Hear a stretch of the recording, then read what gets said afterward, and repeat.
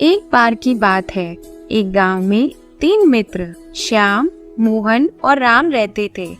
वो तीनों ही काम की तलाश में थे, पर गांव में काम न मिलने पर तीनों गांव से बाहर निकल जाते हैं और काम की तलाश करने लगते हैं, लेकिन उन्हें कोई काम नहीं मिलता। दोस्तों, हम लोग गांव से इतनी दूर तो आ गए हैं, लेकिन अभी तक कोई काम नहीं मिला। हाँ, घर से निकले हुए भी हमें कई दिन हो गए। अगर काम नहीं मिला तो हम सब क्या करेंगे? तभी तीनों सोचते हैं कि क्यों ना राजा से जाकर काम के लिए मिले। राजा का महल गांव से दूर एक नगर में था, तो तीनों मित्र नगर की तरफ निकल गए। घबराओ मत, हम तीनों राजा के पास जाएंगे, वह हमें अवश्य ही कुछ काम दे देंगे। लेकिन महल तक हम पहुंचेंगे कैसे?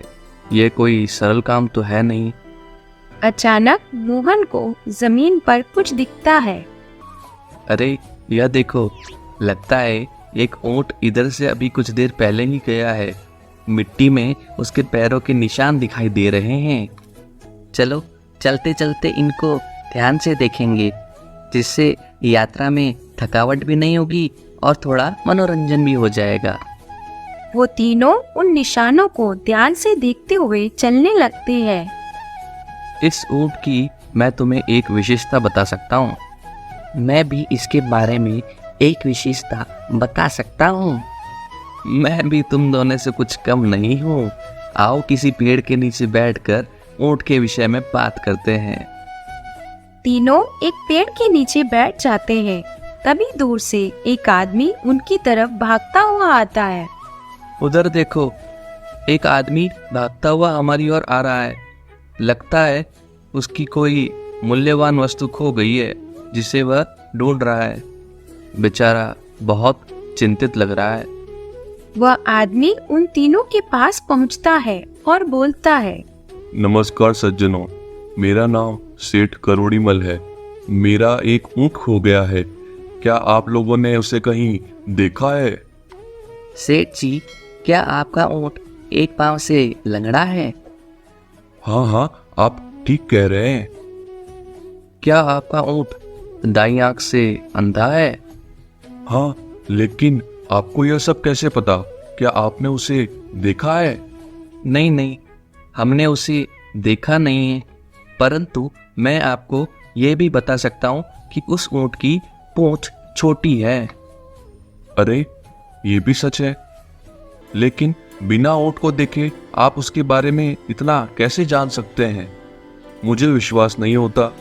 आपने मेरा ऊंट किसी व्यापारी को बेच दिया है। मैं आपकी शिकायत राजा से करूंगा, वही इस समस्या का हल निकालेंगे। आप सब मेरे साथ चलिए। तीनों मित्र निर्दोष थे, इसलिए उन्हें कोई डर नहीं था। वे उस आदमी के साथ राजा के पास जाने के लिए चल पड़े। काफी देर चलने के बाद वे सभी राजा के महल पहुंच जाते हैं, जहां एक सिपाही उन्हें राजा के पास ले जाता है। महाराज की जय हो। महाराज, यह व्यापारी कहता है कि इन 3 यात्रियों ने रास्ते में इसका ऊंट चुरा लिया है, लेकिन ये तीनों लोग कह रहे हैं कि इन्होंने इसका ऊंट देखा ही नहीं, सिर्फ उसके पैरों के निशान देख के उसके बारे में कुछ बता रहे हैं। अरे वाह, ये तो बहुत रोचक घटना है। बिना ऊंट देखे तुम लोग ऊंट की विशेषता कैसे बता सकते हो? प्रणाम महाराज। महाराज, मैं आपको समझाता हूँ। जब मैंने ऊंट के पैरों के निशान देखे तो मुझे मिट्टी में केवल 3 पैरों के ही निशान दिखाई दिए। इससे मैंने यह निर्णय लिया कि ऊंट एक पैर से लंगड़ा है। वाह, तुम बुद्धिमान हो। अब तुम बताओ कि तुमने क्या देखा? प्रणाम राजा जी। दरअसल मैंने ये देखा कि ऊंट ने केवल बाईं ओर लगे पेड़ों के पत्तों को खाया था, जबकि सड़क के दाईं ओर लगे पत्तों को उसने छुआ भी नहीं। और अंत में मैं इस निर्णय पर पहुंचा, वह ऊंट दाईं आंख से अंधा है। तुम भी बहुत चतुर हो। अब तुम्हारी बारी है। प्रणाम महाराज। महाराज, मैंने ऊंट के पैरों के निशान के पास छोटी छोटी खून की बूंदें देखी। मुझे मालूम था कि मच्छरों के काटने के कारण ही ये बूंदें गिरी हैं। यदि ऊंट की पूंछ लंबी होती तो मच्छर उसे काट नहीं पाते, वह पूंछ से उन्हें उड़ा देता। तो महाराज, मैं इस निर्णय पर पहुंचा कि ऊंट की पूंछ छोटी है। तुम तीनों की बातें सुनकर मुझे विश्वास हो गया है कि तुमने ऊंट को ना तो देखा है और ना ही चुराया है। तुम तीनों बहुत ही बुद्धिमान हो, इसलिए मैं तुम तीनों को अपने दरबार में मंत्री के पद पर नियुक्त करता हूँ।